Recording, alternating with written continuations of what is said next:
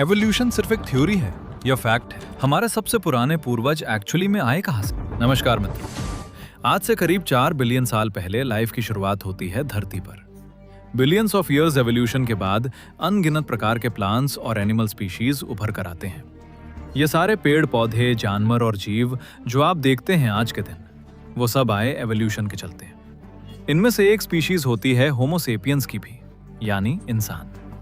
लेकिन सवाल ये उठता है कि अगर इंसान बंदरों से आए तो आज के दिन भी हमें बंदर क्यों देखने को मिलते हैं? ये सारे बंदर, चिंपैंजी और गोरिल्ला, ये सब इंसानों में इवॉल्व क्यों नहीं हो जाते? ऐसे सवाल अक्सर उठाए जाते हैं लोगों के द्वारा। कुछ लोग तो एवोल्यूशन को ही नकार देते हैं, कहते हैं ये झूठ है। आखिर कितनी सच्चाई है इस एवोल्यूशन की थ्योरी में?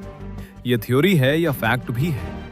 और कैसे ये अलग अलग प्रकार के जीव इवॉल्व किए? आइए जानते हैं आज के इस वीडियो में। सबसे बड़ा भ्रम। शुरुआत से ही दोस्तों सबसे बड़े मिसकंसेप्शन को क्लियर कर देते हैं।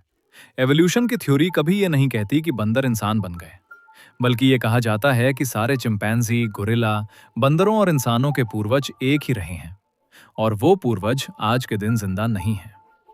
एवोल्यूशन को अगर आप विजुअलाइज करना चाहते हो तो एक पेड़ इमेजिन कीजिए। एक पेड़ की शुरुआत होती है सिर्फ एक स्टेम से, फिर ऊपर जाकर टहनियां बनती हैं, फिर उन टहनियों से और छोटी छोटी टहनियां बनती हैं। ऐसे ही अगर आप आगे चलते रहें तो जो टिप आप देखेंगे, इस पेड़ का एंड पॉइंट जो है वो आज के दिन सारे जिंदा जीव हैं। चार्ल्स डार्विन और नेचुरल सिलेक्शन। साल 1859 में चार्ल्स डार्विन ने अपनी एक ऐतिहासिक किताब लिखी थी, on the origin of species. इस किताब में उन्होंने थ्योरी ऑफ नेचुरल सिलेक्शन के बारे में बात करी थी।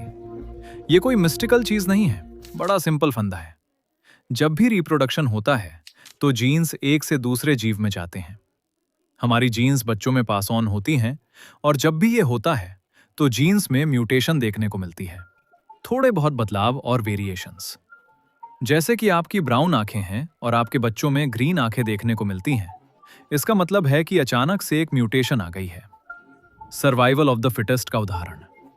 अक्सर ये वेरिएशंस कुछ फायदेमंद होती हैं तो कुछ नुकसानदायक।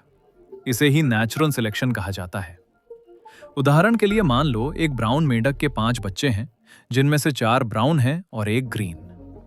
ग्रीन मेंढक खुद को पेड़ों में छुपा पाता है। जब सांप आता है तो वो ब्राउन मेंढकों को खा जाता है क्योंकि वो आसानी से दिख जाते हैं, लेकिन ग्रीन वाला बच जाता है। अब आगे आने वाली पीढ़ियां उसकी ग्रीन ही होंगी। यहां सर्वाइवल ऑफ द फिटेस्ट का मतलब बड़े बाइसेप्स होना नहीं है, बल्कि चार्ल्स डार्विन के अकॉर्डिंग फिट का मतलब है कि जो अपने आसपास के एनवायरनमेंट में सबसे अच्छे से फिट बैठ पाए। एवोल्यूशन के ट्री में पीछे जाएं तो हर किसी का एक कॉमन एंसेस्टर मिलेगा। कई बिलियन साल पहले साइनोबैक्टीरिया आया, जो पहला ऐसा बैक्टीरिया था जो फोटोसिंथेसिस कर सकता था और ऑक्सीजन छोड़ता था। आज की सारी स्पीशीज एक इक्विलिब्रियम में एग्जिस्ट करती हैं, जहां हर कोई फिट बैठा है।